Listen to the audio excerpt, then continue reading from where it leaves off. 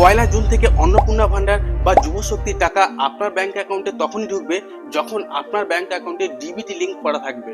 এবার আপনি বলবেন আমার ব্যাংক অ্যাকাউন্টে ডিবিটি লিংক আছে কি না সেটা কিভাবে জানবো। তো এটা জানার জন্য এই ভিডিওটাকে সম্পূর্ণ দেখুন এবং বেঙ্গল এনজিকে ফলো করে রাখুন। তো ডিবিটি লিংক চেক করার জন্য আপনাকে সবার প্রথমে গুগলে গিয়ে মাই আধার লিখে সার্চ করতে হবে। তারপর এই যে প্রথম ওয়েবসাইটটা দেখছেন এই ওয়েবসাইটটাকে আপনাকে ওপেন করতে হবে।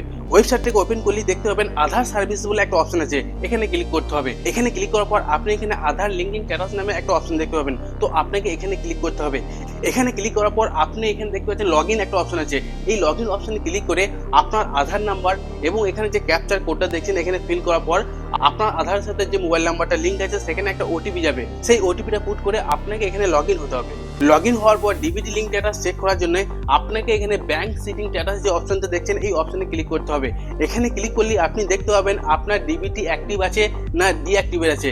যদি অ্যাক্টিভ থাকে তো এখানে আপনি দেখতে পাবেন অ্যাক্টিভ লেখা থাকবে, যদি অ্যাক্টিভ না থাকে তো আপনার এখানে ডিঅ্যাক্টিভেট লেখা থাকবে এবং কোন ব্যাংকের সাথে অ্যাক্টিভ আছে সেটাও আপনি এখানে তার ব্যাংক নেমটা দেখতে পেয়ে যাবেন। তো যদি আপনার ডিবিটি লিঙ্ক অ্যাক্টিভ থাকে তাহলে তো খুবই ভালো কথা, যদি অ্যাক্টিভ না থাকে তাহলে কমেন্টে অ্যাক্টিভ লিখে দিন।